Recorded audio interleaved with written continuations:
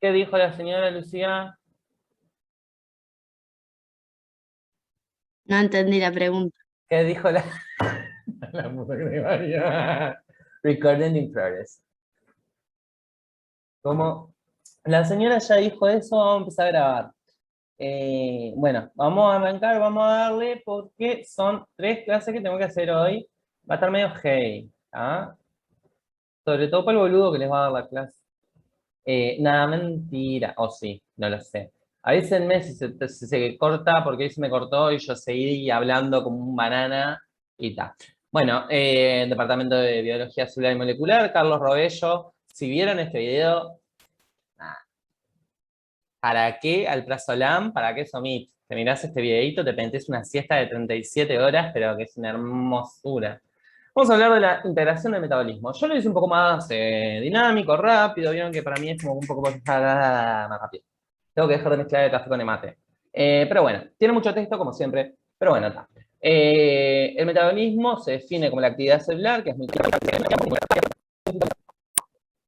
cualquiera, porque así yo sé que no sepan algunas palabras y eso, pero yo quiero saber, porque si yo doy por hecho que ustedes saben las cosas o los conceptos y no lo saben, tipo, está de menos, porque ustedes no aprenden y yo no sé qué les estoy explicando.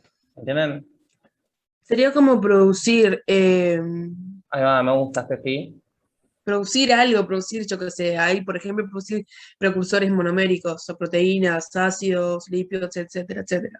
Ahí va. Polimerizar Claro, va de un a ser monómero para un fusionar. polímero. Ahí va, es fusionar, ¿tá? Es enganchar, claro, es eso, ¿tá? Por lo menos conceptualmente lo tienen bien. Entonces, es eso. Los precursores monoméricos, el monómero es, por ejemplo, el aminoácido. Por ejemplo, el glúcido monosacárido. Por ejemplo, el ácido graso. A partir de eso, nosotros formamos lípidos, proteínas, glúcidos complejos, polisacáridos, formamos lipoproteínas, glucoproteínas, ¿tá? Esos son los polímeros. Los de que a partir de precursores pequeños hacemos cosas en biomoléculas grandes, ¿tá? Y también otra función es la de sintetizar y degradar biomoléculas requeridas en funciones celulares especializadas. Entonces, las 5 características principales del metabolismo, y si lo pusieron así es porque algo de esto van a preguntar, así que recuerden LON y escríbanse en LON, son que las vías metabólicas son irreversibles y esto nos habla de que son termodinámicamente favorables, ¿ah? Por eso son irreversibles, porque suceden espontáneamente en un tiempo adecuado y no importa cuánto tiempo pase, no van a volver hacia atrás. ¿Tá? Eso es porque, eso era de las leyes de la termodinámica, hay como 4 videos de eso. Las vías anabólicas y catabólicas deben ser diferentes, y ya las estuvimos viendo, así que también de eso ya vemos, porque aparte tienen pasos limitantes diferentes que están mediados por enzimas diferentes. Cada vía metabólica tiene un primer paso limitante, y eso hace a la irreversibilidad también, y todas las vías metabólicas están reguladas finamente, sobre todo a nivel por las enzimas, y cuando dimos enzimas, una de las cosas que vimos, una de las características es que son muy específicas y que básicamente se dice que hay una enzima para cada sustrato. Después están los inhibidores competitivos o moléculas que pueden parecerse y participar, pero en general son como súper específicas. Y en los eucariotas las vías metabólicas transcurren en localizaciones celulares específicas. La fosforilación oxidativa se da en la mitocondria, la glucólisis se da en el citosol, la síntesis de ácidos grasos se da, bueno, en el lisosoma, se puede dar y tal. En el lisosoma le estoy diciendo, ¿por qué no me corrigen cuando digo esas burradas? El lisosoma es para degradar las cosas, tiene un pH de 5, ¿se acuerdan?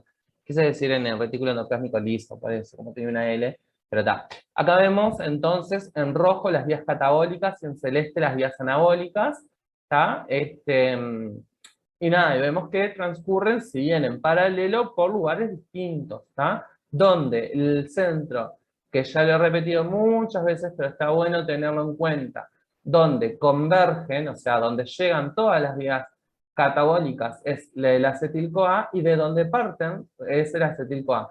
Otro punto de convergencia de las vías metabólicas va a ser la glucosa 6-fosfato, pero lo vamos a ver más adelante.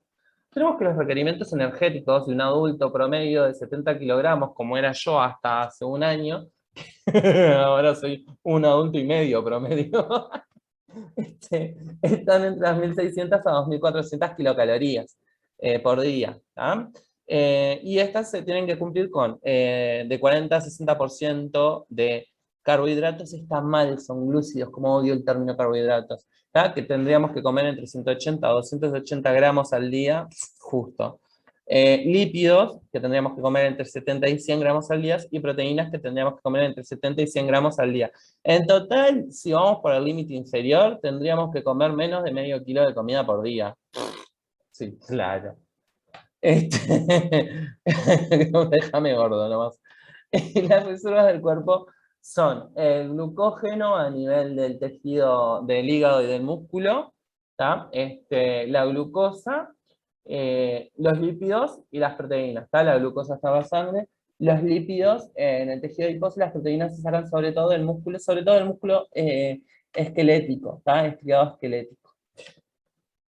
Tenemos que cada tejido tiene funciones específicas y por lo tanto son distintas actividades metabólicas. El hígado transforma y distribuye los nutrientes, el tejido adiposo almacena y suministra ácidos grasos, sobre todo los almacena en forma de triglicéridos, y en periodos de ayuno prolongado lo que hace es hidrolizar eso, liberando los ácidos grasos del glicerol.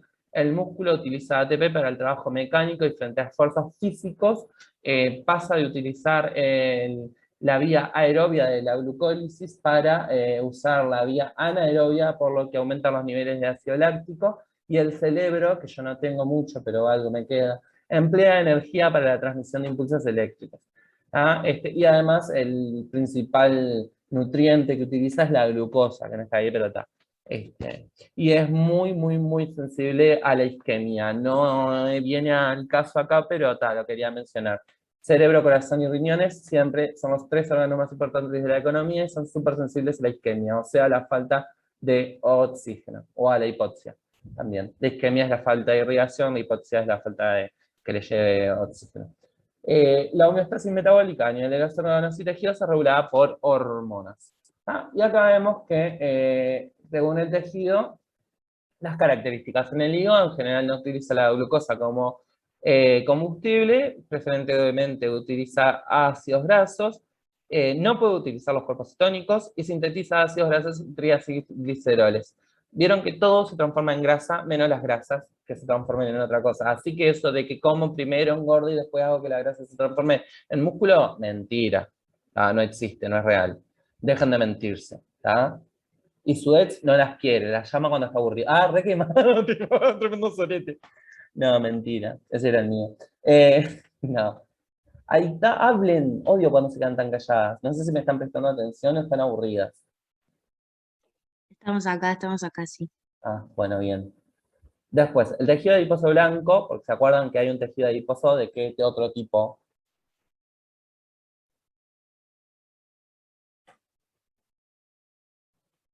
Aparte del tejido adiposo blanco, ¿qué hay?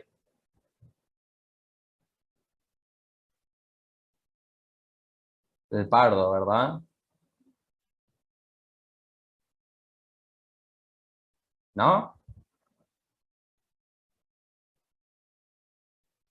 No, ¿No se escucha o no te acordás? no sé. Me sale amarillo, pero calculo que ese es el blanco. Agradezco la sinceridad. El tejido adiposo puede ser blanco o pardo. El pardo es el que tiene muchas mitocondrias y se utiliza sobre todo en el desarrollo embrionario, y su función es sobre todo de la termorregulación, mientras que el tejido adiposo blanco tiene una función de reserva energética, tiene pocas mitocondrias, la mayoría de su cuerpo está formado por ácidos grasos, por una gota lipídica, mientras que el pardo tiene poca gota lipídica y muchas mitocondrias. Bueno, en fin. Y utiliza la glucosa para producir glicerol fosfato para la síntesis de triacilglicéridos, o sea, triglicéridos. En el músculo blanco, músculo liso, se está refiriendo. La degradación anaerobia de la glucosa mediante el ciclo de Cori y la degradación del glucógeno hasta glucosa 6-fosfato. Ya vimos el ciclo de Cori, igual lo vamos a repasar. En el músculo rojo, que supongo que deben ser los estriados, es la degradación de ácidos grasos y cuerpos cetónicos, la degradación de proteínas y aminoácidos ramificados. Ahí está el ciclo de la glucosa alanina. Ahora lo vamos a ver. En el cerebro utiliza preferentemente glucosa, que es un producto de energía y reducción de glutatión. El glutatión participa en la fosforilación oxidativa, si no recuerdan, y es... Sí, no era el que protegía al glóbulo, al eritrocito de la lisis por lo de la estrés oxidativo. Muy bien, muy bien. Vamos los pibes, me encantó. Llamé. Estrellita dorada para Lucía. Hoy se ganó un bullying menos. Y los glóbulos rojos solamente utilizan en glucosa mediante el ciclo de Cori. ¿Ah? Entonces, acá tenemos que la adrenalina o el glucagón lo que hacen es activar a la adenilato ciclasa, la cual a partir de ATP forma AMP cíclico, por eso es ciclasa, el cual va a funcionar como segundo mensajero para activar la fosforilasa quinasa, lo cual va a hacer que fosforilasa quinasa, sí, que está inactiva, la activa. Y lo que hace esto es hidrolizar, pero es una quinasa, tiene que fosforilar. ¿Qué carajos está representando esto?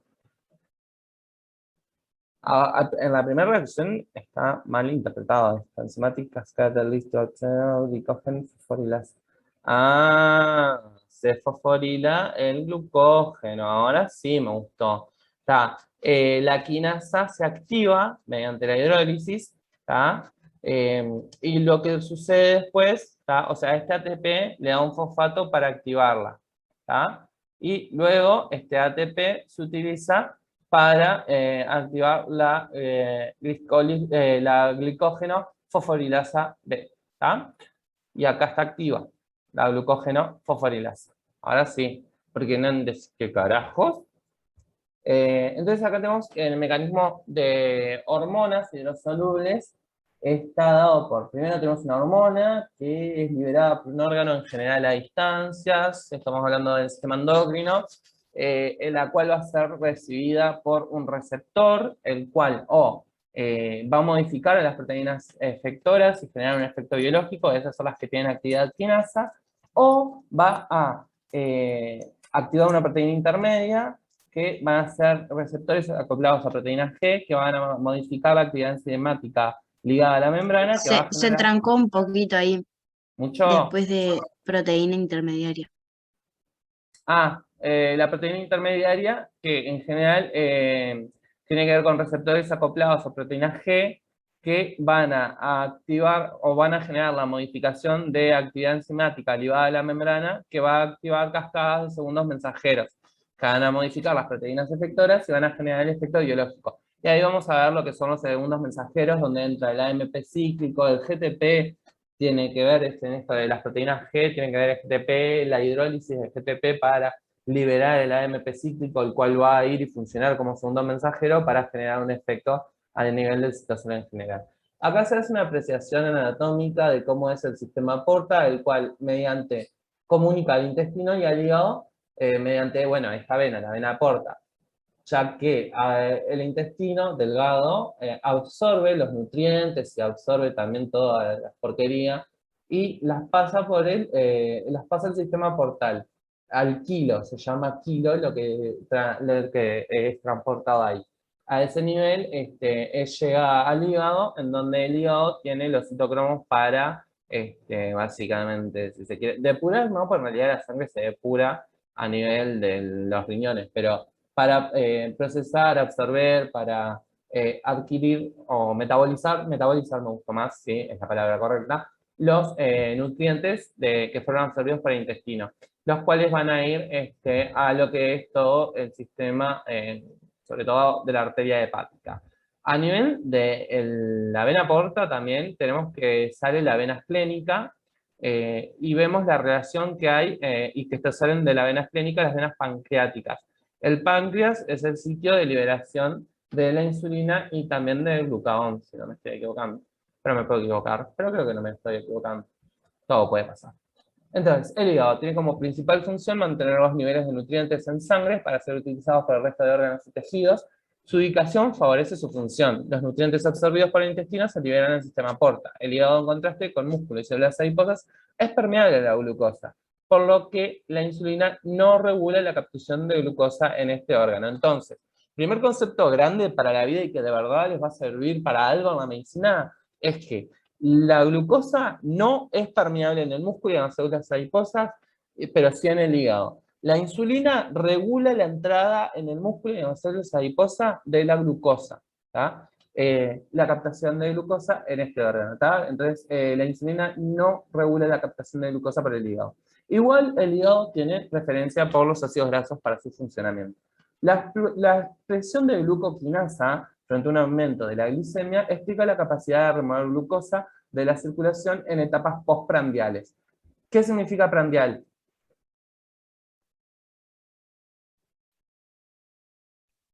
No, no sé. Comer. ¿Ah? Postprandial es después de comer. ¿Ah? De ahora en más, entonces, ustedes cuando... Lo que pasa es que todavía no hemos tenido la instancia que yo les prometí que les iba a enseñar a escribir historias clínicas de emergencia, sala y policlínica, que las de policlínica son un vole. Que, por ejemplo, si vamos a definir que un vómito fue después del alimento, no vamos a decir... tenemos que decir qué tipo de vómito y en qué momento se dio. Entonces, meterle que la persona vomitó verde, amargo y le dolía acá abajo de la costilla. Y fue justo después de comer, que es el típico vómito del alcohólico biliar. Yo tengo que poner, bueno, es un vómito de contenido bilioso o un vómito bilioso post ingesta o postprandial, ¿tá? Luego de ingesta de colecistoquinéticos o de proquinéticos, ¿tá? O decimos, no sé, tal episodio sucede postprandial, ¿tá? Nosotros no vamos a decir después de comer, ¿tá? Y ahí de a poco vamos incorporando los términos que se usan en la nomenclatura médica. Yo acá les hablo de Che Boy, Gurisi, vamos los pibes y ATR, y que fue todo culpa del tóxico, pero en realidad después yo soy el doctor. Y ahí hay que escribir bien y tenemos que usar los términos que correspondan. Pues se están arrancando, ya los van a aprender y van a andar volando y me van a pasar el trapito de forma emergencia. ¿Quién me manda chat? Ah, requemado. El doctor, ya, ¿ah? Pero, claro, no. Después van a ver que me van a pasar el trapo y van a decir, ¿pero este mongólico nos da clase a nosotros? Ya van a ver, ya van a ver. Bueno, sigamos con esto que tenemos como montones. Entonces, los destinos de la glucosa 6-fosfato varían con los requerimientos metabólicos a nivel del hígado, sobre todo. Entonces, acá tenemos una esquinita donde tenemos 5 pasos distintos. En el primero es para favorecer para proveer de glucosa a otros órganos, ¿tá? El hígado reserva glucosa y es el que la va liberando en los periodos de ayuno hasta 8 horas o 8-12 horas de ayuno, es la liberación de las reservas de glucosa en el hígado. Frente a una baja demanda corporal de glucosa, se libera el glucógeno como combustible para uso propio, aunque prefiere los lípidos, como vimos. La mayor parte del acetil-CoA derivada de la glucólisis es utilizada para la síntesis de ácidos grasos y colesterol, que son los precursores de las sales biliares. Las sales biliares son las que se almacenan en la vesícula biliar, son creadas por el hígado y son los que son liberadas al páncreas después y que van a ayudar a la digestión, a la digestión química. Y como fuente de poder reductor y de pentosa. ¿tá? Entonces tenemos que la relación entre la síntesis de ácidos grasos y la glucólisis es que nosotros a partir de la glucólisis formamos piruvato y el piruvato se junta con el acetato o puede dar en sí mismo acetil-CoA, se junta con el acetato, con el acetato y como producto final se termina formando citrato y el citrato se forma en acetil-CoA, el cual va a formar o colesterol o va a transformar malonil-CoA, como vimos en la clase de ayer, y el malonil-CoA es el que va a ir agregando en la ácido graso sintasa. ¿Se acuerdan que iba agregando de a 2 carbonos a la cadena que se está sintetizando? ¿Recuerdan? ¿Verdad que sí? ¿Verdad que sí? Sí. Que tenía como dos Sí. orejitas así. Ahí va. Que estaba la ACT, o APC, o CPA, no, es ACT. Bueno, acá tenemos los niveles hepáticos de glucógeno y vemos como a las 8 de la mañana están altos, empiezan a descender, a descender, a descender, hasta que uno almuerza, se levantan un poco, llega la cena, ¿tá? Y después se elevan en el hígado y luego empiezan a descender, porque esto es la liberación en la noche. O sea, bajan del hígado porque están en la sangre, ¿tá? Hasta que hacemos el break fast, ¿tá? O desayuno, ¿tá? Porque precisamente rompemos el ayuno y empiezan a subir porque se empieza a almacenar de vuelta el glucógeno. Es la forma que tenemos de almacenar energía para poder liberarla progresivamente después. Por eso el desayuno es la principal comida, porque ya se agotaron las reservas de glucógeno en la noche mientras dormíamos, ¿tá? El hígado puede sintetizar y degradar ácidos grasos frente a una alta demanda de combustibles metabólicos. Estos se degradan a acetil-CoA y a cuerpos cetónicos y son exportados a tejidos periféricos por la sangre, ¿tá? Frente a una baja demanda de combustibles metabólicos, los ácidos grasos son utilizados para sintetizar triglicéridos, los cuales se van a secretar a las sangres como VLDLs y LDLs. El VLDL es el Very Low Density Lipoprotein, ¿tá? Si el LDL es el colesterol malo, que como ya vimos el colesterol siempre es el mismo, los que cambian son los transportadores, las lipoproteínas, las proteínas transportadoras. El LDL es la lipoproteína de baja densidad, el VLDL es la lipoproteína de muy baja densidad y está muy de menos tener esos valores elevados. El valor elevado de LDL aumenta el riesgo de cardiovascular, aterombólico y de síndrome metabólico, y el LDL muchísimo más, ¿tá? Y son captados por el tejido adiposo y son almacenados en el mismo, ¿tá? Entonces el hígado es el principal órgano formador de cuerpos cetónicos, ¿tá? Entonces tenemos algunas gotitas lipídicas, el hepatocito que tiene forma de hexágono, ¿tá? Tenemos que los ácidos grasos forman acetil-CoA mediante la beta-oxidación. Y vieron, ¿se acuerdan que la coenzima A se iba siempre como reciclando para formar el acetil-CoA? Y de este acetil-CoA se forman cuerpos cetónicos, ¿tá? De la acetona, ¿tá? Tenemos el acetoacetato y el beta-hidroxibutarato, que son transportados como fuente de energía para el corazón, para el músculo esquelético, para los riñones, para el cerebro.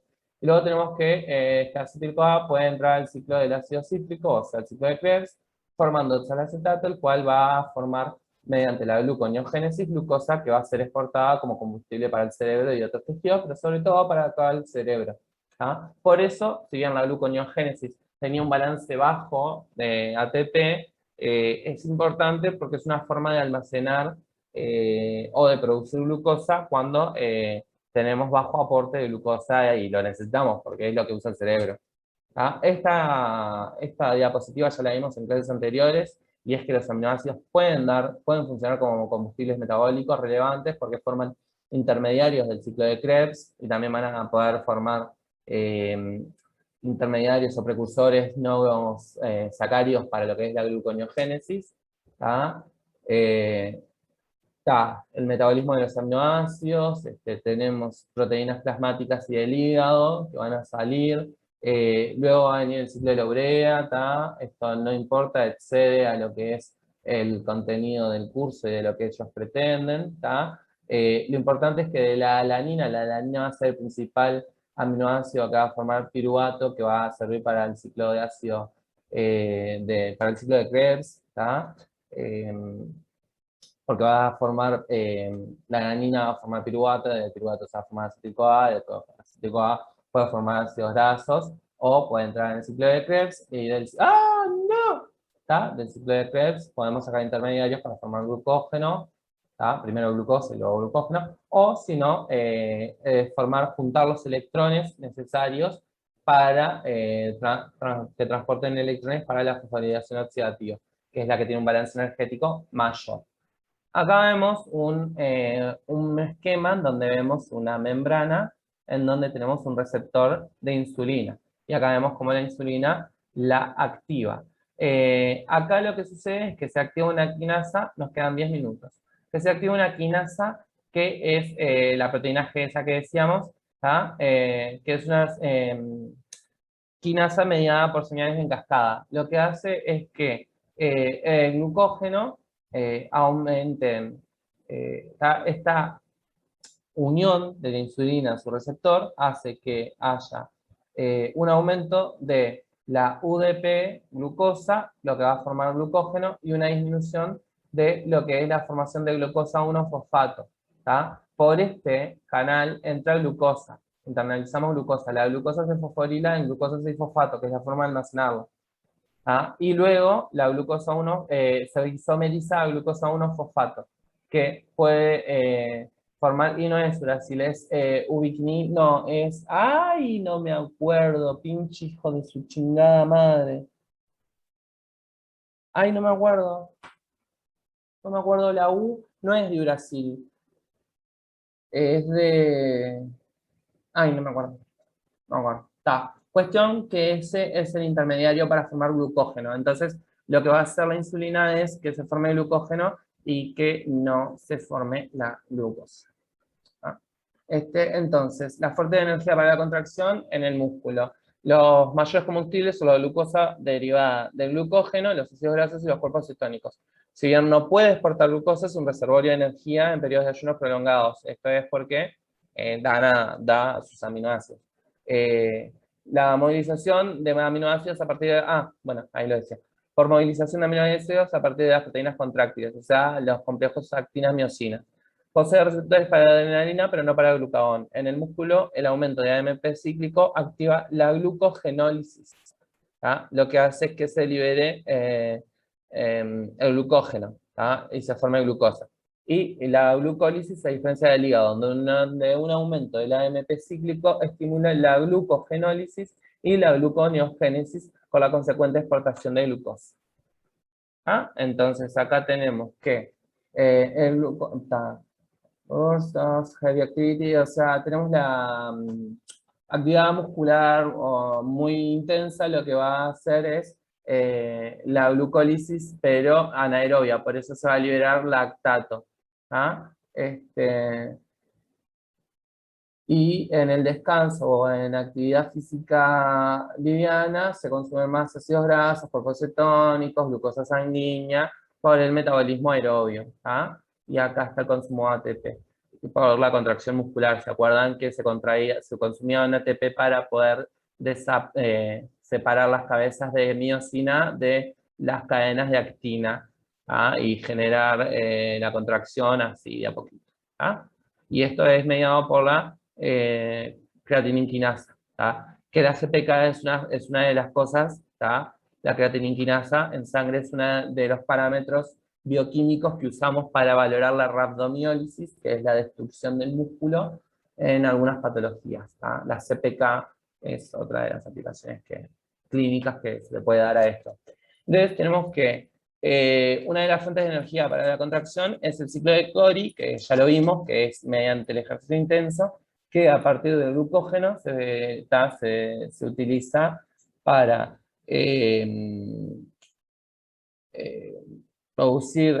se produce ATP por el ciclo anaerobio de la glucólisis, se libera lactato porque esa glucosa no fue al ciclo de Krebs, sus productos, sino que siguieron consumiéndose hasta producir lactato. Ese lactato va a la sangre, es llevado al hígado. En el hígado ese lactato se transforma en glucosa, porque se utiliza un ATP y se sintetiza glucosa mediante la gluconeogénesis durante la fase de recuperación, y esa glucosa es enviada de vuelta por la sangre, es enviada de vuelta al músculo. Ese es el ciclo de Cori.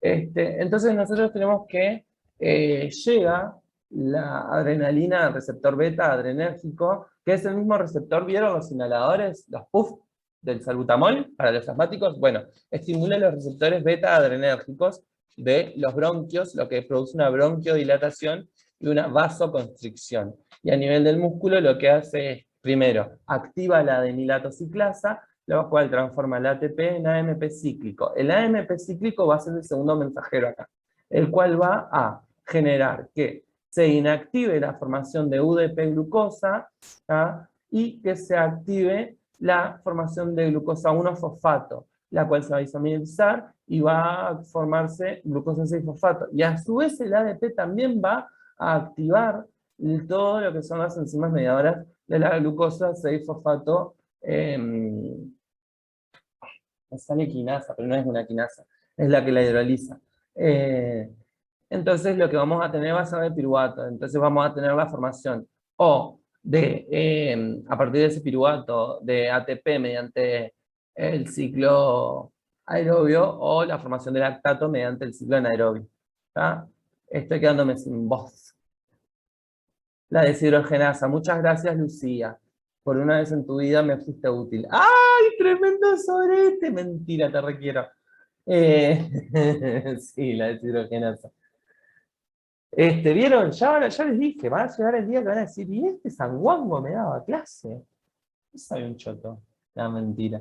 ¿Tá? Entonces, básicamente eso. Quedó claro cómo es que funcionan los segundos mensajeros, que a mí en su momento se me cortó, ¿no? Un poquito. Se te trancó por eso. Sí, recién se te escucha. Fue el karma, tenés razón, fue karma por el bullying. Igual no dije nada importante, dije puro chutadas, como siempre. ¿Tá? Pero lo importante que me interesa es, ¿se entendió cómo funcionan los segundos mensajeros? Sí.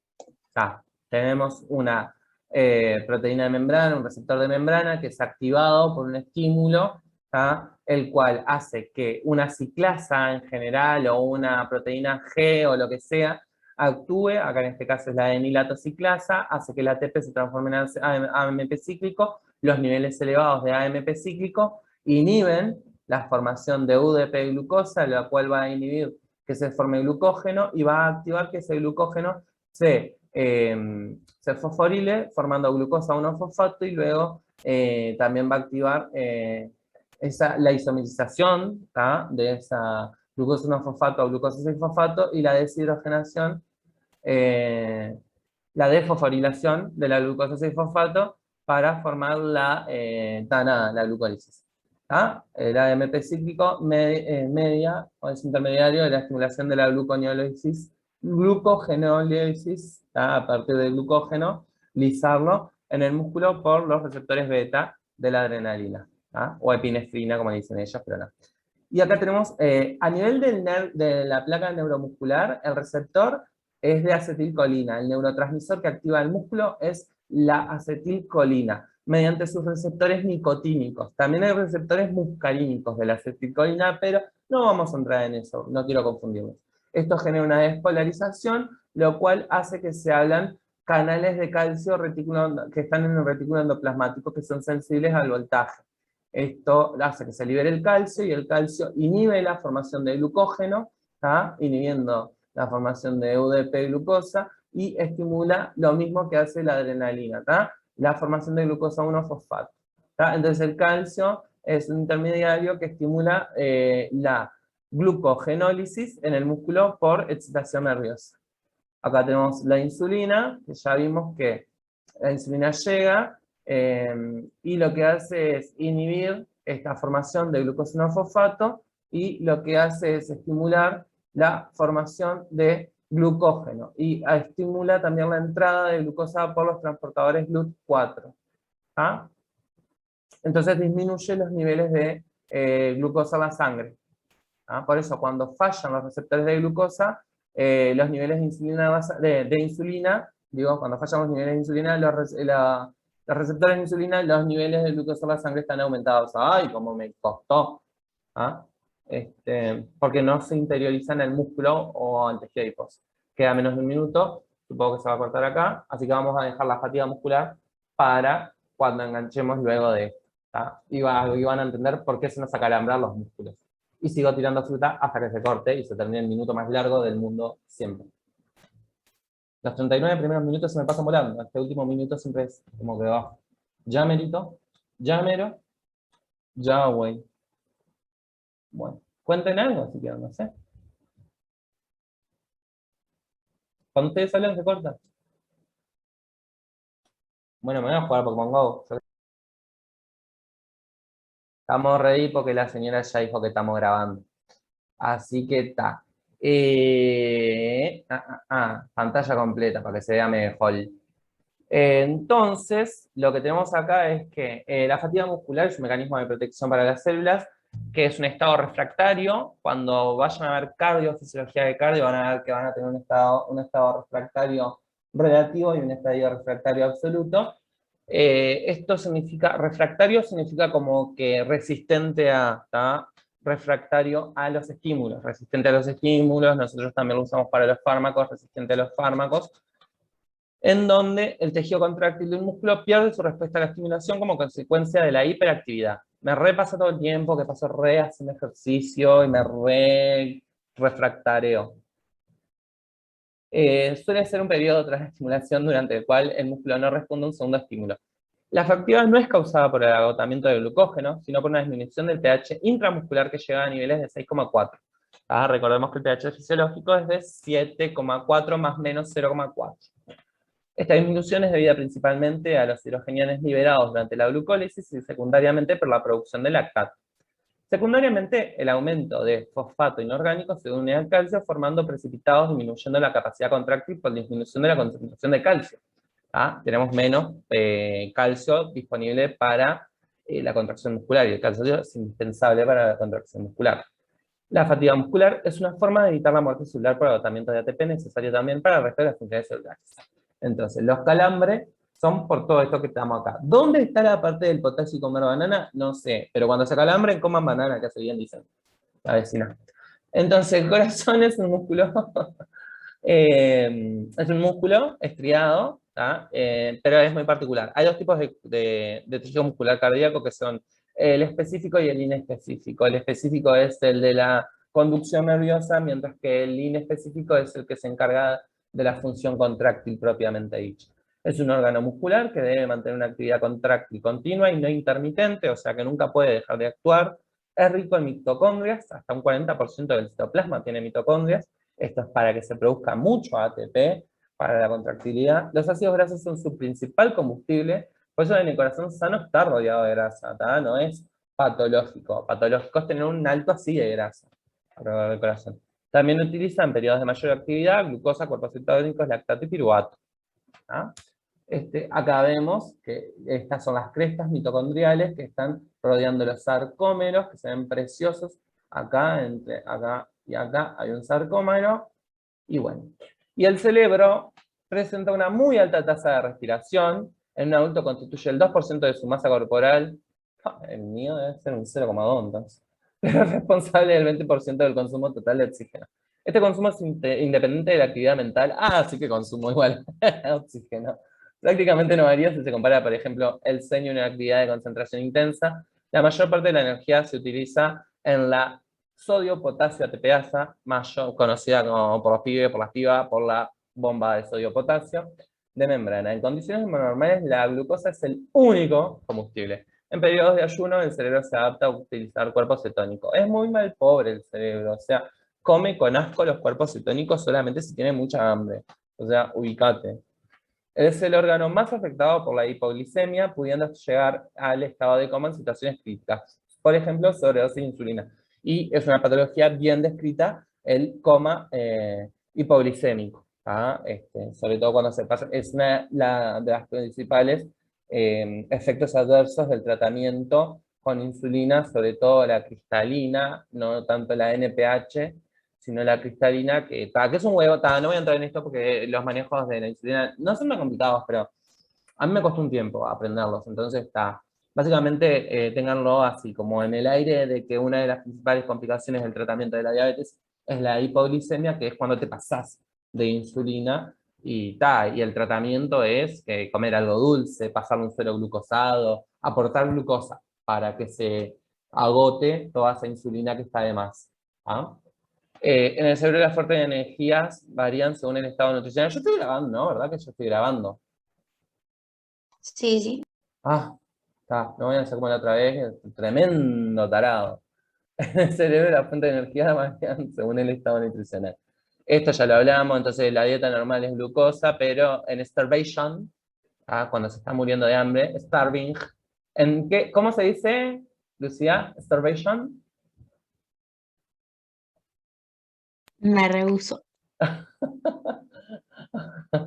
Así son, ahí está, unos caracteres, se sacan carácter, ¿viste? Bueno, me atribuyo eso, te formé carácter. Bueno, en fin, seamos serios. No me distraigan. se distraía solo. Se consume glucosa en condiciones normales. Y bueno, tenemos el transporte por la bomba sodio-potasio, el transporte electrogénico a expensas del consumo de ATP. Entonces tenemos que la homeostasis del metabolismo está determinado por hormonas. Y las principales hormonas son las hormonas pancreáticas, las de la médula adrenal y la de la corteza adrenal. Entonces, para que les quede más fácil, el metabolismo está regulado por las hormonas del páncreas y de las glándulas adrenales. ¿Ah? A nivel del páncreas vamos a tener los islotes de Langerhans, las células alfa de gran glucagón y las células beta que sintetizan el glucógeno. En la médula adrenal, que están arriba de los riñones, vamos a tener la norepinefrina y su derivado de metilado de la epinefrina, o sea, la noradrenalina y la adrenalina, ¿está? O sea, la noradrenalina, epinefrina, dejen de mirar Grey's Anatomy, cabeza, adrenalina, vieja, dulce de leche, mate, bizcocho, Suárez. Epinefrina, dale, niño Discovery Kids. Y su derivado metilado, la adrenalina, que es sintetizada a partir de la tirosina. Estimula la glucogenólisis en el músculo, la gluconeogénesis en el hígado y la lipólisis en el adipocito. ¿Tá? La adrenalina nos prepara para situaciones de escape o situaciones de riesgo. Entonces lo que va a hacer es estimular todo lo que sea producción de energía. ¿Tá? Y las hormonas de la corteza, la adrenalina está en la corteza. ¿Ah? Y luego tenemos, en la médula, y luego tenemos en la corteza los glucocorticoides, que afectan el metabolismo de los carbohidratos, como son los lípidos y las proteínas, de manera opuesta a la insulina, por ejemplo, el cortisol. Por eso, por ejemplo, las personas que reciben tratamientos prolongados con glucocorticoides, como la prednisona, generan obesidad. ¿Ah? Se vuelven obesos, se vuelven insulinoresistentes, pueden tener diabetes, yo que sé, personas con enfermedades autoinmunes que tienen que ser tratadas con inmunosupresores durante mucho tiempo, que sean del tipo de los glucocorticoides y no de los monoclonales, van a presentar alteraciones metabólicas. Y bueno, pero uno hace un balance costo-beneficio, y bueno, y ve que de venta así, capaz que te tengo que dar insulina, o metformina, o glibenclamida después, pero te estoy salvando la vida, qué sé yo. En fin. Acá tenemos algunos de los efectos de la insulina en la sangre, de la insulina en la que es la glucosa sanguínea, y es que la observancia, no sé si existe, creo que existe, sí, muscular de la glucosa aumenta, en el hígado también, la síntesis de glucógeno en el hígado aumenta, disminuye la degradación en el hígado y en el pulmón y en el músculo. En el hígado y en el músculo, la degradación de glucógeno disminuye. Entonces, es como que la insulina lo que hace es como reservar, ¿no? Lo que es la glucosa. ¿Ah? La mete dentro del músculo, la mete dentro del hígado, empieza a sintetizar glucógeno, empieza a disminuir la ruptura del glucógeno para que no se forme glucosa, aumenta la glucólisis, y la producción de acetil-CoA a nivel del hígado y del músculo. Aumenta la síntesis de ácidos grasos en el hígado y aumenta la síntesis de triglicéridos en el tejido adiposo. ¿Ah? Y bueno, y acá tenemos las enzimas blanco y cómo las afecta. ¿Ah? El glucagón es una hormona hiperglucemiante, o sea que aumenta los niveles de... y acá arriba estaba, bueno, mira, si seré estúpido, que acá arriba decía que le faltaban las luces o neón, de que la insulina básicamente lo que hace es bajar los niveles de azúcar en sangre. Por eso la hipoglucemia es una de las principales efectos adversos, efectos no deseados en el tratamiento de la diabetes insulino requiriente o que está ya en una etapa que se utiliza insulina. La insulina igual es un fármaco que es súper, o sea, que es muy útil, muy bueno, y que a veces nos demoramos mucho en ponerlo por miedo a la hipoglucemia, cuando en realidad está indicado y tendría que ponerse un poquito antes, muchas veces, para evitar el daño crónico, irreversible. Y el glucagón es una hormona hiperglucemiante, o sea que hace que el glucógeno se degrade a nivel del hígado, que disminuya la síntesis de glucógeno a nivel del hígado, que aumente la glucólisis también en el hígado y que disminuya, la glucólisis a nivel del hígado y aumente la gluconeogénesis a nivel del hígado. ¿Tá? También aumenta la movilización de ácidos grasos a nivel del tejido adiposo. Entonces, el glucógeno se transforma en glucosa, al haber menos glucógeno, glucosa almacenada como glucógeno, o sea, lo que produce esto es que haya menos glucosa almacenada como glucógeno, como glucógeno. Entonces, esta antiguamente glucógeno, ahora glucosa, va a ir al torrente sanguíneo aumentando los niveles. La glucosa va a funcionar menos como combustible para el hígado, el cual prefería los ácidos grasos, como habíamos visto, y también vamos a tener que, como aumenta la gluconeogénesis en el hígado, vamos a formar más glucosa a partir de los aminoácidos, del glicerol y del acetato, y eso. Y nada. Y la adrenalina nos prepara para la acción, como un poco ya les dije, ¿tá? La adrenalina y TNT nos preparan para la acción. Dije TNT, ahora por copyright me borran el video, ¿no? Soy un pelotudo. Entonces tiene efectos fisiológicos y metabólicos de la adrenalina, o epinefrina, si quieren hablar a los niños Acentoid Body Kids o Grey's Anatomy. Y lo que hace es aumentar la frecuencia cardíaca, aumentar la presión sanguínea y dilatar los pasajes respiratorios, sería la traducción literal acá, pero es un bronquiodilatador, dilata los bronquios. Esto lo que hace es que aumente el aporte de tejido, de oxígeno a los tejidos, sobre todo a los músculos, porque se supone que estamos preparándonos para un peligro, entonces o tenemos que usar los músculos para pegarle a alguien algo, o para salir corriendo, recagando, porque nos van a cagar a palos.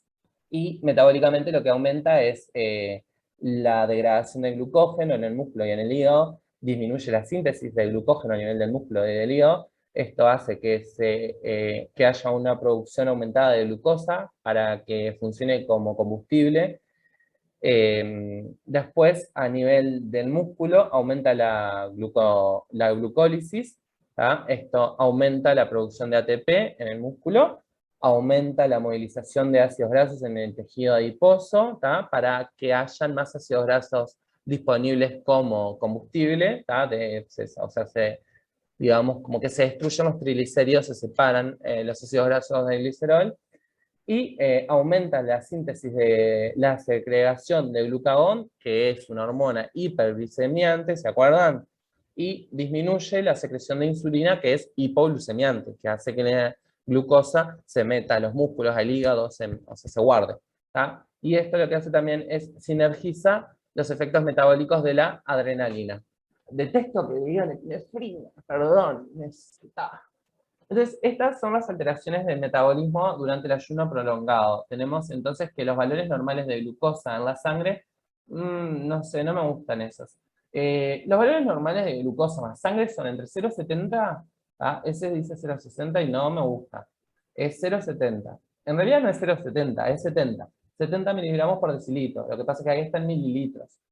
Pero es 70 miligramos sobre decilitros hasta 100 miligramos por decilitro. De 101 a 128 estamos en un estado de hiperglucemia, glucemia, no glicemia, porque es la glucosa que se guarda, que va por la sangre, ¿tá? No es la glicosa. ¿tá? Son boludeces, pero son cosas que tenemos muy interiorizadas. Es como la de neumonía y síndrome. No, síndrome y neumonía.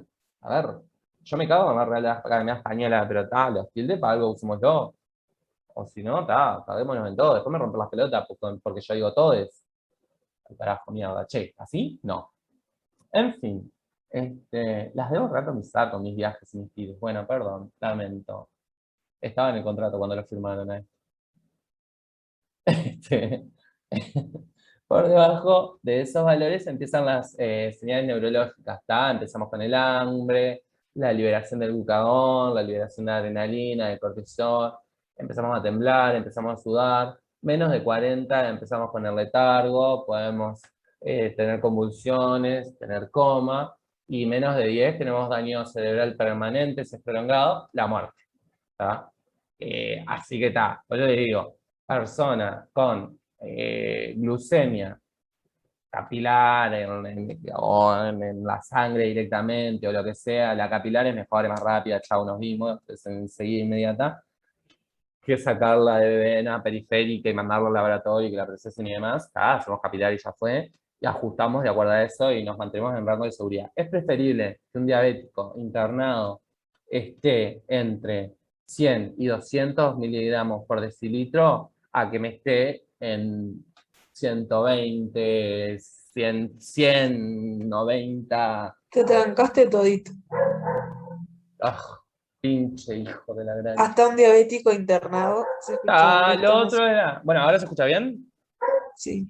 Nada, eso que decía, que cuando tenemos un paciente diabético internado, somos un poco más flexibles con el rango. Preferimos que esté más de 100, más tirando a 200, que esté más tirando a 70, porque se nos puede desfondar. ¿Tá? Y como dato para la vida, una unidad de insulina cristalina nos baja 50 gramos por decilitro de glucemia. ¿Tá? No lo precisan saber ahora, se los tiro, pero para cuando tengan que hacer un ajuste, por ejemplo, para que lo tengan en cuenta. ¿Ah? Pero eso lo van a aprender con el tiempo. Entonces, durante el ayuno prolongado, las alteraciones del metabolismo, que más o menos ya las vimos, son que el glucógeno en el hígado y en el músculo esquelético son las reservas, ¿tá? Van a ser pequeñas cantidades, entonces nos va a ayudar para periodos cortos de ayuno, ¿tá? Ese glucógeno en el hígado y en el músculo esquelético. Después, los triglicéridos en el tejido adiposo, tenemos bastantes cantidades, entonces es para ayunos más prolongados. Y las proteínas tisulares se dan en condiciones de falta de combustible. Cuando empezamos a consumir ya el músculo, es porque se le llama caquexia o emanciación, es que estamos en un ayuno muy prolongado. Cuando hay una desnutrición, primero es calórica, y cuando ya hay una desnutrición proteico-calórica, o sea que tienen masas musculares hipoturgentes, disminuidas, eso les habla de un ayuno o de una desnutrición en menos prolongada en el tiempo y bastante severa. Estas son las reservas energéticas de un adulto sano de 70 kilos aproximadamente en promedio, va a tener 15 kilogramos de triglicéridos de tejido adiposo, 6 de proteínas, 0,23 de glucógeno y 0,023 de glucosa y ácidos grasos circulando en sangre, con un total de 166 kilocalorías, como de reserva energética, que le da para sobrevivir estimadamente unos 3 meses. Juraron que yo voy a estar 3 meses sin comer. O sea, aparte te morís de deshidratación y te empezás a fallar todito antes. Esto es en teoría. Y una persona obesa hasta 14 de 140 kilogramos, o sea, el doble, tiene 80 de triglicéridos, 8 de proteínas, 93 de glucógeno. Vieron que no varía mucho el glucógeno y los combustibles circulando en sangre, ¿está? Y se estima una supervivencia en meses de 14 meses. ¿Quién va a vivir 14 meses sin comer? O sea, no, mentira. No es real. ¿Está? ¿Cómo Entonces, vivía? ¿eh?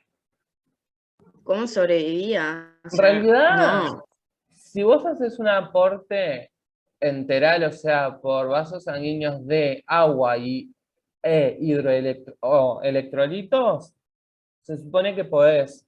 Son las personas que están internadas durante mucho tiempo sin aporte, o sea, de comida, pero no llegás a ese estado de nutrición, no dejás que llegue, le pones una sonda en lo posible nasoyeyunal para que no pierda las vellosidades intestinales, porque aparte no solamente es el daño que genera el no comer, sino que también te va degradando todo lo que es la mucosa intestinal, te la alisa y ese intestino después no tiene ay, la mierda, no me sale esto, ramificaciones, me sale no es ramificaciones, solo el borde en cepillo, las circunvoluciones me sale, no son circunvoluciones, pero no tiene el borde en cepillo para poder absorber mejor, va perdiendo la capacidad de absorber. Esto de los efectos de la insulina ya lo vimos, esto todo ya lo vimos. Entonces el hígado es principalmente lipogénico, en un estado de buena nutrición, y en estado de ayuno es principalmente glucogénico. Son los efectos de la insulina en un buen estado de nutrición, y los efectos van a ser del glucagón cuando estamos en ayunas. La glucosa en ayuno prolongado, tras consumirse las reservas de glúcidos o en diabetes mellitus no controlada, tenemos que primero degradar las proteínas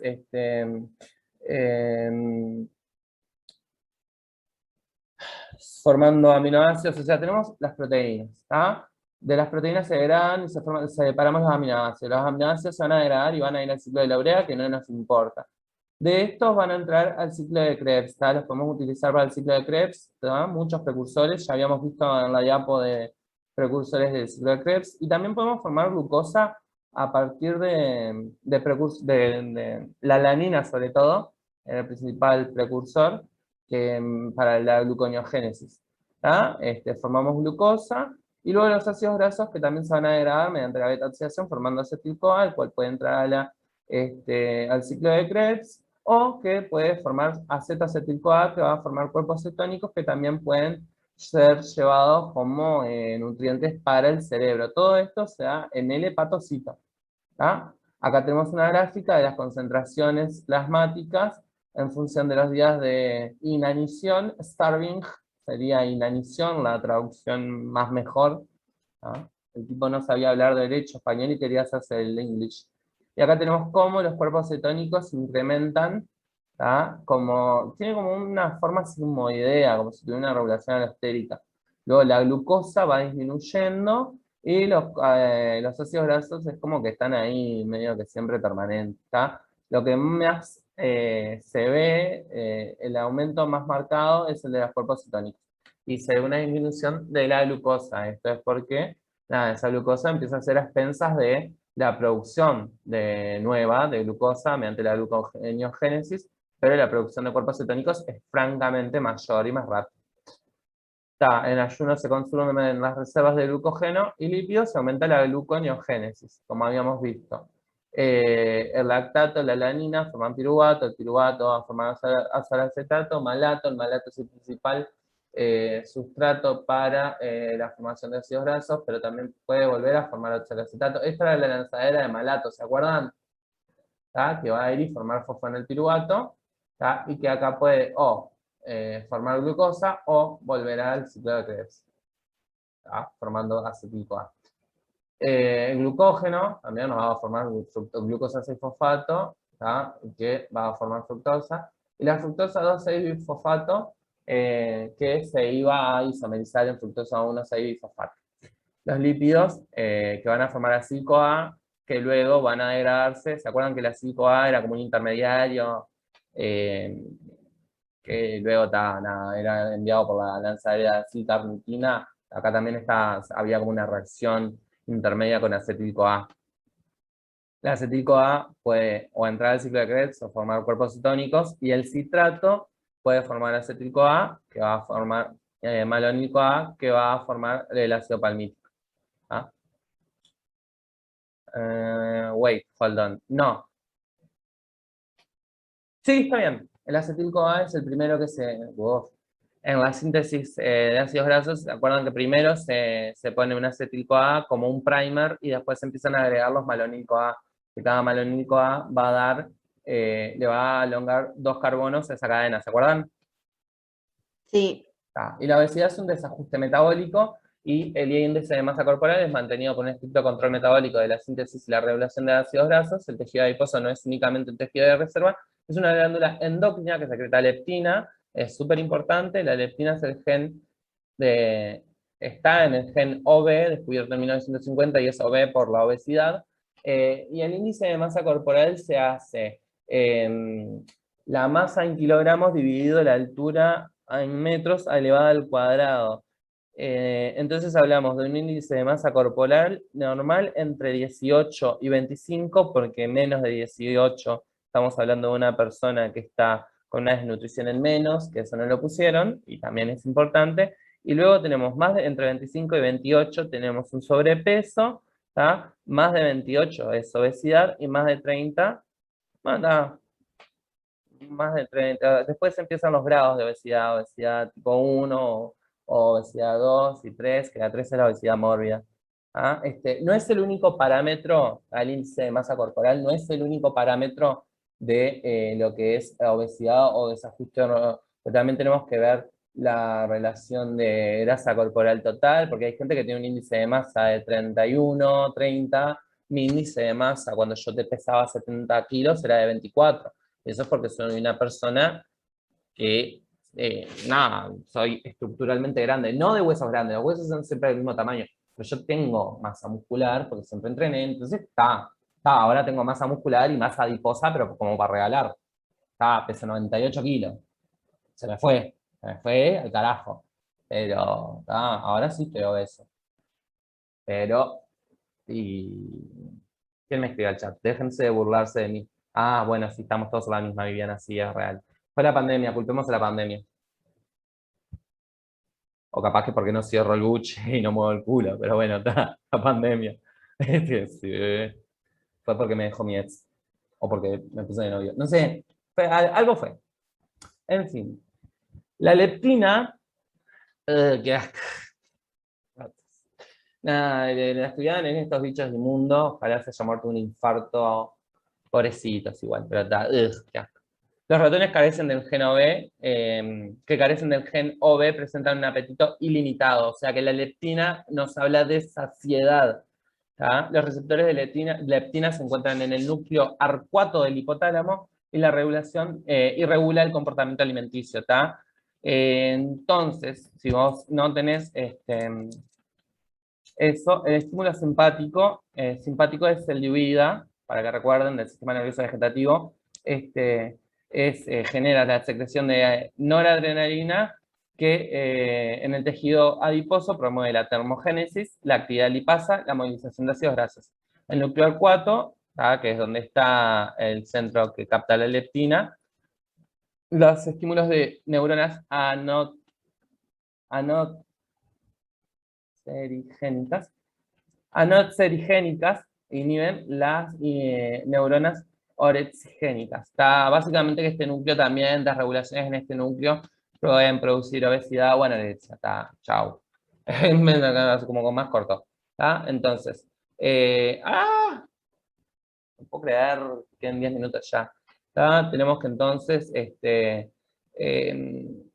tejido adiposo libera leptina por la sangre, el cual es captado a nivel del hipotálamo, y esto hace que se active la vía simpática con la liberación de adrenalina, la cual va a tener los mecanismos de acción a nivel del propio tejido simpático, adiposo. Y lo que tiene que ver con el cáncer y el adelgazamiento es que la mayoría de los tumores no responden al control hormonal, porque son células que crecen de Lo que tiene que ver con el cáncer y adelgazamiento. ¿Qué? No entendí la pregunta. Claro que se trancó. Está. Perdón, ¿y ahora se escucha bien? Les dije que se me trancó todo el Sí. día. Está. Que la mayoría de los tumores no responden al control hormonal. Esto es debido a que hay muchas mutaciones genéticas y de regulación del ciclo celular en lo que es la fisiopatogenia del cáncer, por lo que estos van a tener los receptores no expresados o aberrantes, por lo tanto no funcionantes, entonces no van a responder a los controles hormonales. Eso es por un lado. Por otro lado, establecen un ciclo de Cori en general, en los cuales, en estos casos, las células dentro del tumor frecuentemente son hipóxicas, lo que produce la formación de factor inhibitorio de la hipoxia, que tiene un alto consumo, creo que sí, HIF, igual lo voy a chequear, porque no quiero errarle, y le estoy errando seguro. HIF, porque alfa. Porque ustedes saben que cuando yo no sé, no sé. Angiogénesis. Tiene que ver con la angiogénesis en respuesta a la hipoxia. La angiogénesis es la producción de nuevos vasos sanguíneos. Bueno, esa es una de las cosas también cuando estudiamos un tumor, ver si tiene neovascularización, o sea, vasos sanguíneos nuevos. Se llama... ¿Vieron? Tenía razón. Era subunidad alfa del factor inducible por hipoxia. Y no confío en mí mismo. Pero no estaba seguro, no me acordaba, esto lo vi hace 10 millones de años, perdón, gurisas. Pero claro, la hipoxia lo que genera es la formación de nuevos vasos sanguíneos, que esto a su vez tiene un alto consumo de glucosa. Y la respuesta del organismo al tumor incluye usualmente interleuquinas. Las interleuquinas son proteínas que producen inflamación, y factor de necrosis tumoral alfa, que produce astenia y ainamia. La astenia es la falta de voluntad, es una de las 4A del síndrome de repercusión general. Astenia, ainamia, adelgazamiento, anorexia. ¿Tá? Entonces, una persona que tiene astenia, ainamia, adelgazamiento y anorexia, piensan en cáncer hasta en haciendo lo contrario, buscan en dónde. Y tienen que preguntarle cuánto adelgazó en cuánto tiempo, tienen que preguntarle si la astenia es, no tengo que hacer cosas, pero no me da el cuerpo, o sea, no me da, ¿tá? Es como la falta de voluntad, pero no la falta de voluntad porque, ay, qué paja, sino de realmente quiero hacer las cosas, pero no puedo, realmente no puedo con el arranque. La adinamia es la pérdida de fuerza. ¿Ah? Voy a levantar algo que antes podía levantar y realmente no puedo. Digo, me voy, se me va el cuerpo. Voy a levantar un balde y se me va el cuerpo, pues no puedo, el peso del balde es más fuerte que la fuerza que puedo ejercer yo. ¿Ah? El adelgazamiento se da por esto y aparte se da por consumo, ¿ah? Porque al ser tantas células también consumen nutrientes y consumen más y crecen más, y crecen a la 2 a la n. Es la fórmula de crecimiento de la velocidad de crecimiento de las células neoplásicas. ¿Tá? Se habla de procesos multimitóticos cuando hablamos de cáncer, porque tenemos muchas mitosis dándose concomitantemente. ¿Tá? Eso es como para ponerle un poco de clínica. Y bueno, nada, ahora sí, finalmente terminamos con integración del metabolismo. Vamos a tomarnos un recreíto porque nos quedan 5 minutitos. Y bueno, quedó largo como mi esperanza de triunfar en la vida, pero bueno, quedó completo, creo. Y si no entendieron, se van bien a la chingada. Ah, no, tremendo sorete. Voy a dejar de grabar. Primero voy a dejar de compartir y después voy a dejar de grabar. ¿Entendieron, verdad? Digan que sí para la cámara. Sí. Obvio, re. Sí. Gracias, se reentiende, obvio.